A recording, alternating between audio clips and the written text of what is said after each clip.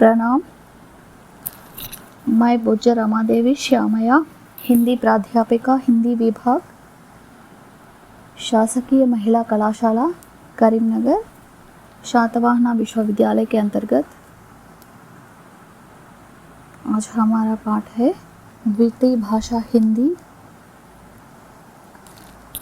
प्रथम वर्ष प्रथम सेमेस्टर का पाठ कथा सिंधु से लिया गया है। प्रेमचंद की कहानी सदगति।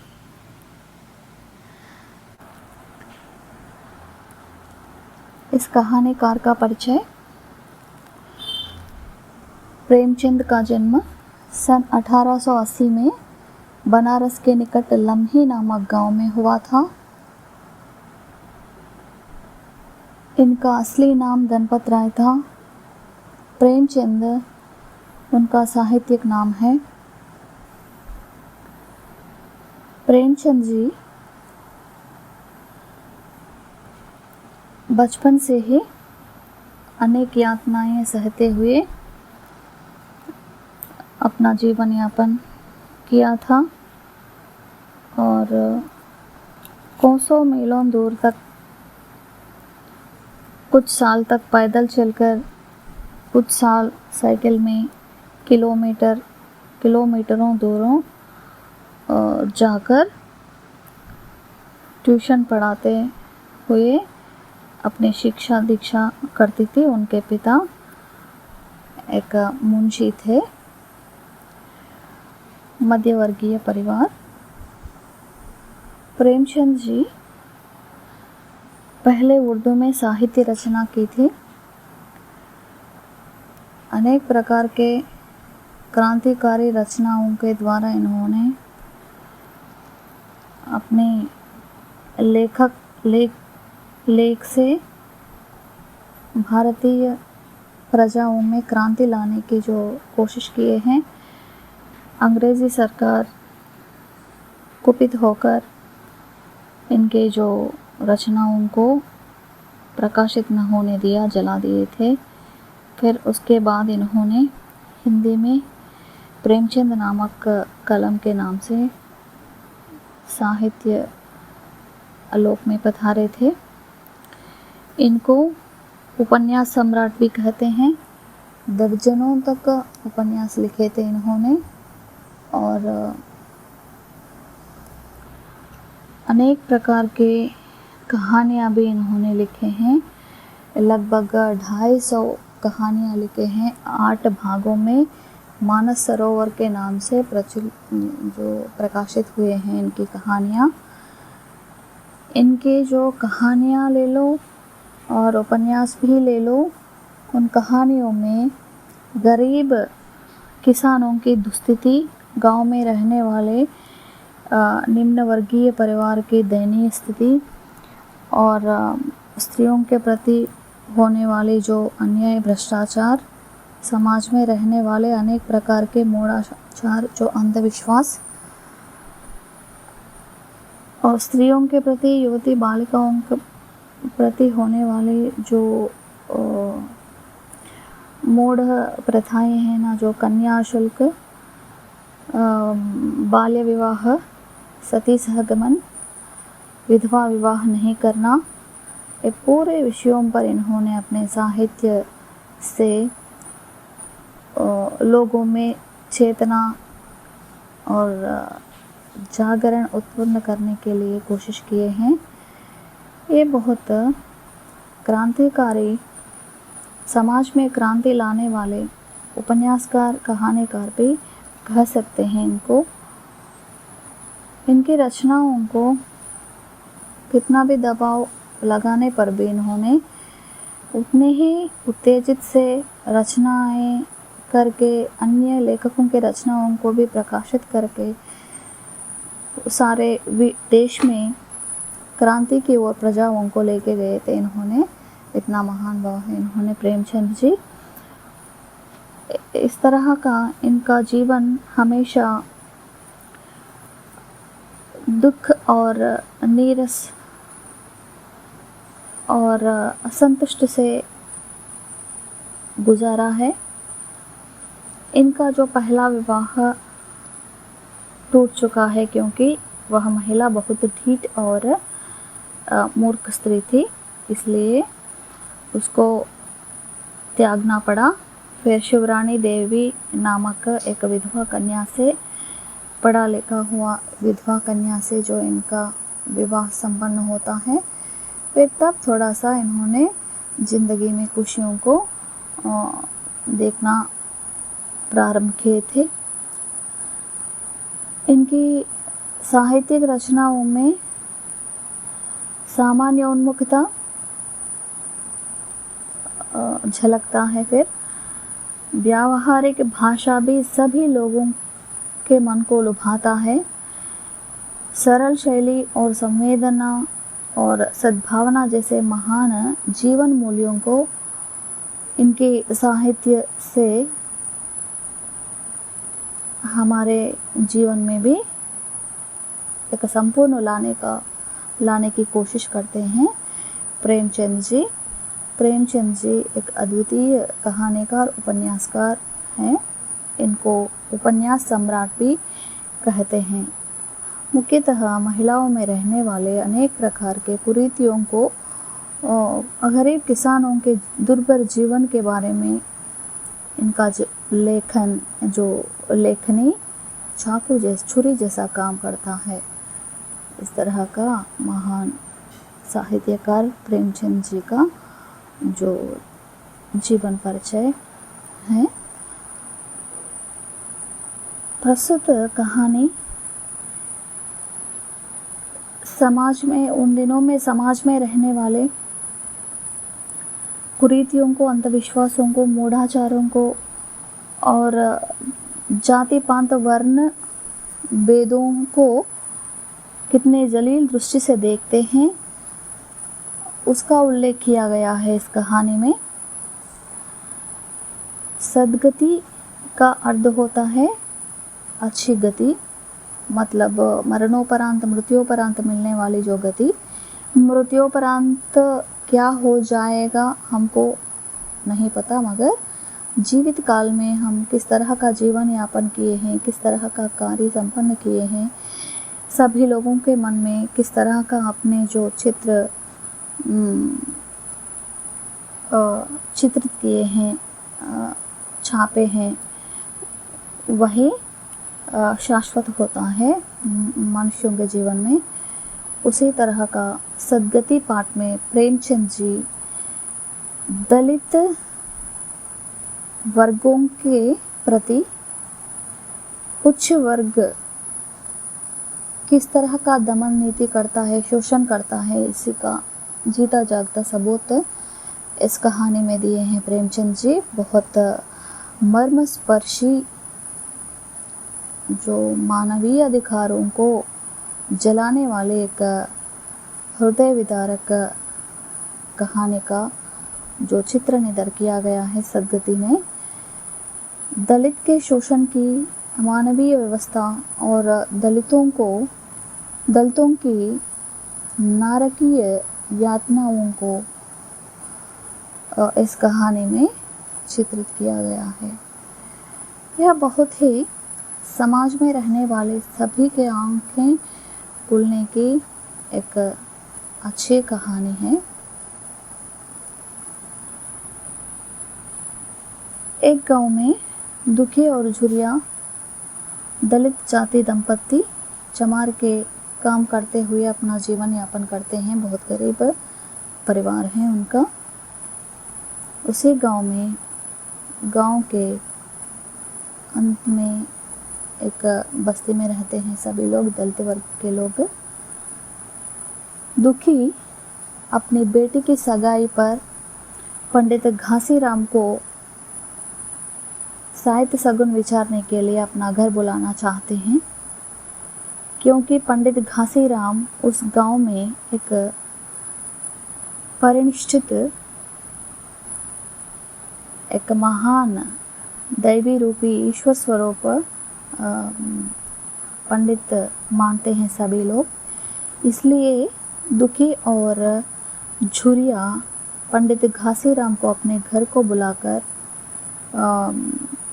अपनी बेटी की सगाई का जो शगुन पत्र लिखवाना चाहते हैं, उस शगुन पत्र लिखवाने के लिए दूसरे पंडितों को भी बुला सकते हैं, मगर उस गांव में सभी लोग पंडित घासीराम को देवी स्वरूप मानते हैं। उनके हाथ में बहुत चमत्कार है, उनके जो मंत्रों में दैवी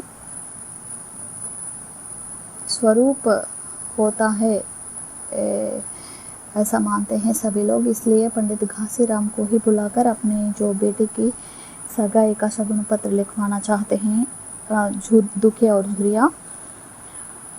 इसलिए उन लोग फिर एक पंडित को दलित परिवार में, दलित जो बाज़ार में बुलाकर उनको अपने घर में बिठाकर सभी प्रकार के जो आदरणीय कार्यों को सम्मान रूप में करके, भेंटों को चढ़ा के भेजने के लिए फिर थोड़ी बहुत बंदोबस्त ही करना पड़ता है। पूजा सामग्री और भेंट के जो रूप में देने वाले सामान को जो भी खरीदना पड़ता है, उस भेंट के सामान को खरीदने के लिए, पैसों को इकट्ठा करने के लिए इनको बहुत दिन लगता है। घासीराम को बुलाने के लिए इन्होंने पहले से ही सोचते थे, इसलिए पैसों को इकट्ठा करके झुरिया दुकान में जाकर दाल, चावल, इमली और तेल इत्यादि पूजा सामग्री और पंडित घासीराम को भेंट के रूप में देने वाली सामग्री को खरीद कर लाती है और एक थाली में रखकर सजाती है।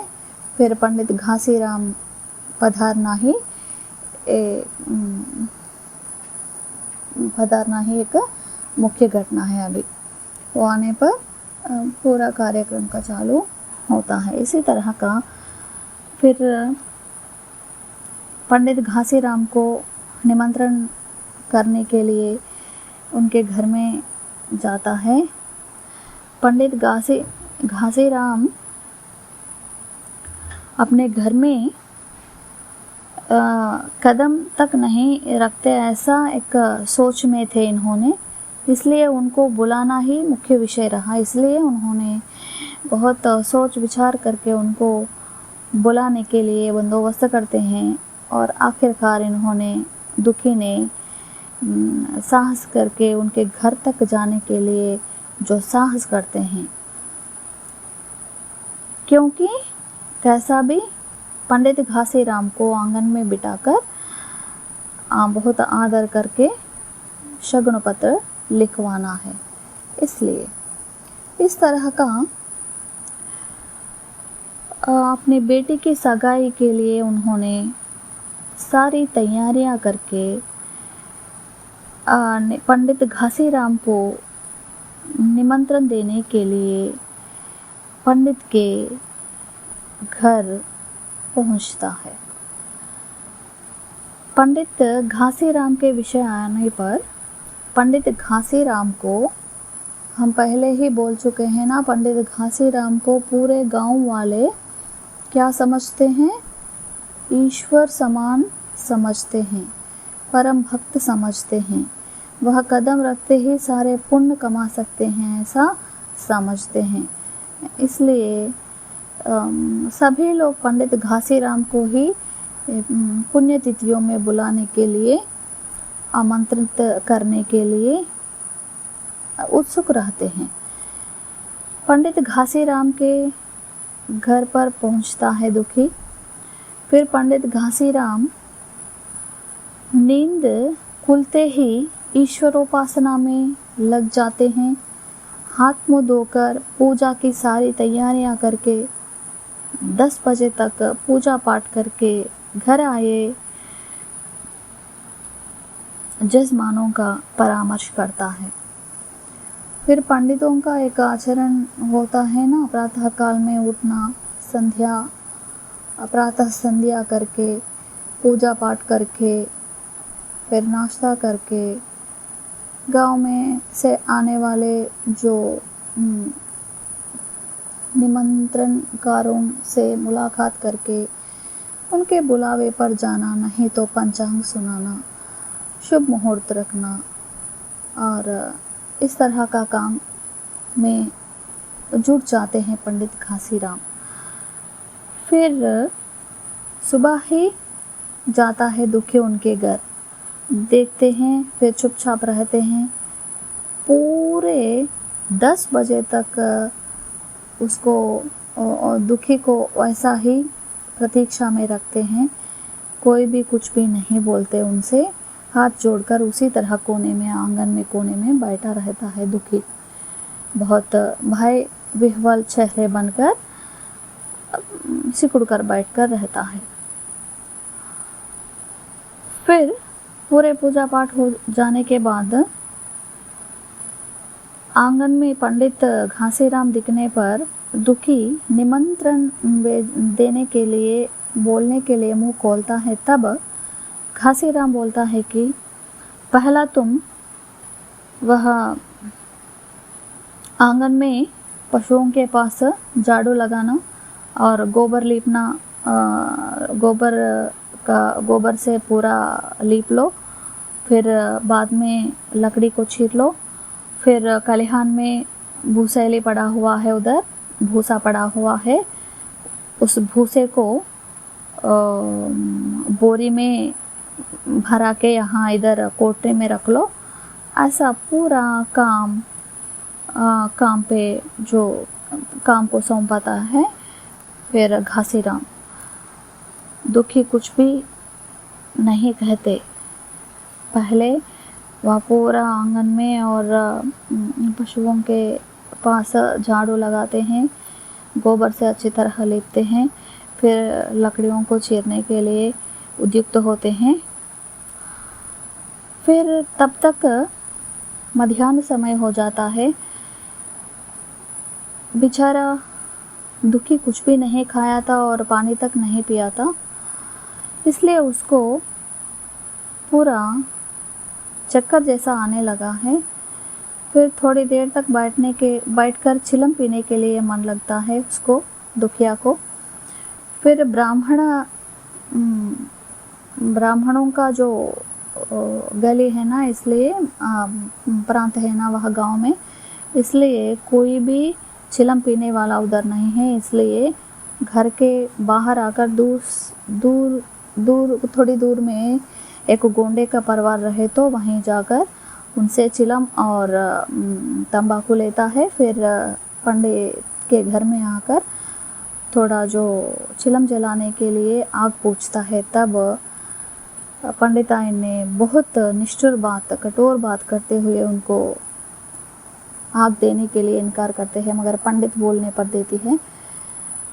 चिलम पीकर फिर लकड़ियों को चीरने में मन लगाते हुए काम करने लगा दुखिया। पर पंडित बोलता है कि हे पंडिताइन, उस चमार को कुछ खाने के लिए दे दो ना, सुबह से आया नहीं, इधर ही काम कर रहा है, बेचारा कुछ खाया पिया नहीं होगा, इसलिए कुछ दे दो उनको खाने के लिए। बोलने पर पंडिताइन मना करते हैं।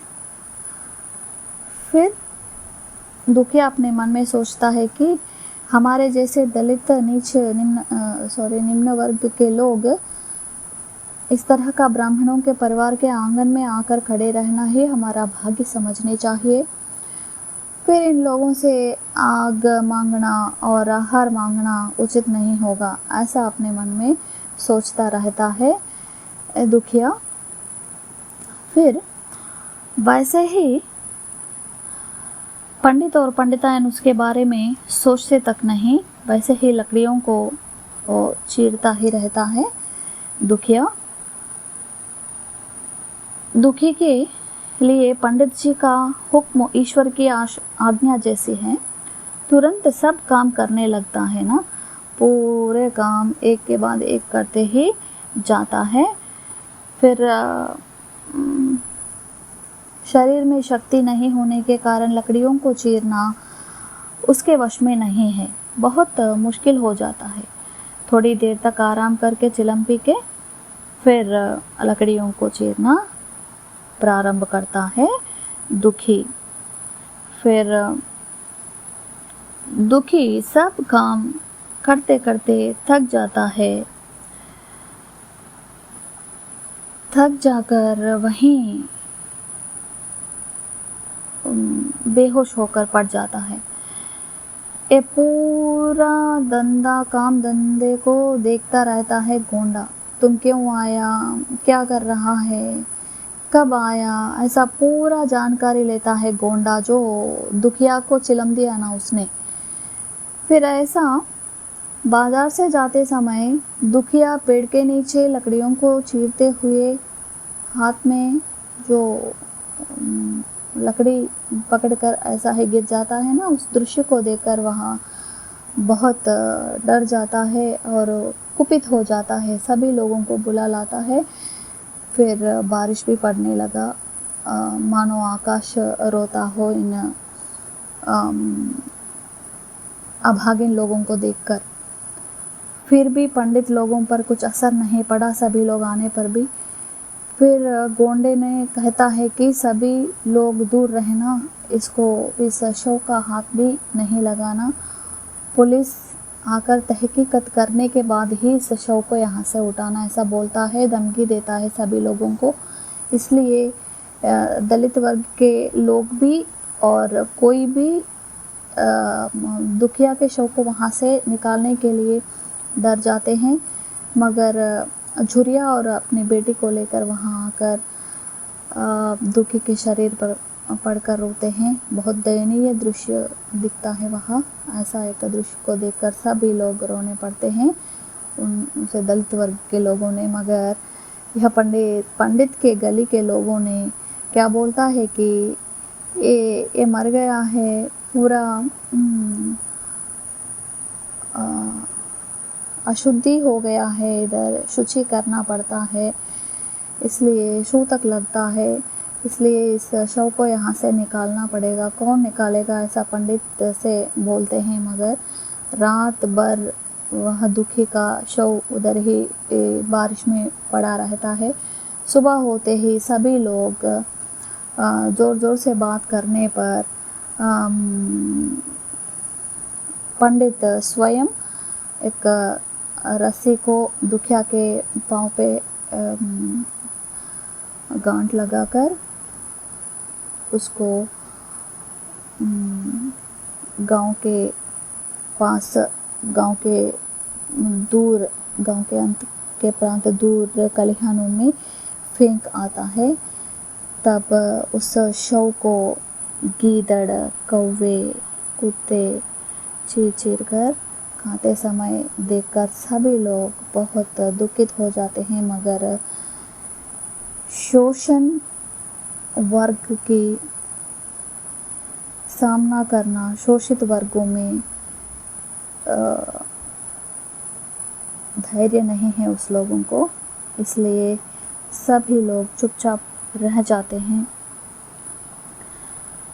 इस तरह का दुखी भी उनकी बातों में पढ़कर, किन की बातों में, पंडित के बातों में पढ़कर जोर जोर से काम करते हुए मर जाते हैं। जो भगवान का स्वरूप समझते हैं पंडित घासीराम को, वो ही यम बनकर उसकी जो प्राण को ले लिया है। फिर एक परिवार अपने जो स्वामी को खो जाता है। उसी तरह का इस कहानी में हमको यह नीति मिलता है कि भगवान स्वरूप पंडित लोग ऐसा दलित और निम्न वर्ग के लोगों के प्रति अमानवीय व्यवहार करते हैं ना, उस विषय को प्रेमचंद जी ने हमारे जो आंखों के आगे दर्शाए हैं अच्छी तरह। और एक विषय इधर है कि सारे गांव के लोग हलचल मचाते हैं मगर कोई भी आगे नहीं आते दुखी के जो शव को वहाँ से हटाने के लिए, और पंडित लोगों की जो विरोध करने के लिए उसमें साहस नहीं रहा। फिर अंत में पंडित ही उस दुखी के शव को बाहर ले जाकर फेंक देता है, एक अभागिनी जानवर को जैसे फेंक देते हैं मर जाने के बाद, उसी तरह का एक दयनीय स्थिति प्रेमचंद हमारे आँखों के आगे दर्शाए हैं। इस कहानी से सभी लोग यह सीखनी चाहिए कि दलित हो या उच्च श्रेणी वर्ग के लोग, सभी लोग एक ही भगवान के पुत्र हैं और वर्ण व्यवस्था और जाति पांत भेद मानव अपने आपके सुविधा के लिए ही जो आयोजन किए हैं, अपने अपने कामों के अनुसार उसका वह जाति का नाम दिया है। इसलिए जाति एक प्रत्येक वर्ग नहीं होता है, मानव जाति सभी एक ही होते हैं। जाति है तो दो होते हैं, स्त्री जाति और पुरुष जाति। यही इस कहानी की नीति है। कभी भी और अस्पृश्यता को जो हमेशा दूर करनी चाहिए। अस्पृश्यता बहुत बड़ा पाप होता है। इसलिए इस कहानी की नीति यही है कि सभी लोग भगवान के पुत्र हैं, सभी लोग मिलजुल कर भाईचारे भाव से रहने ही चाहिए। जय हिंद।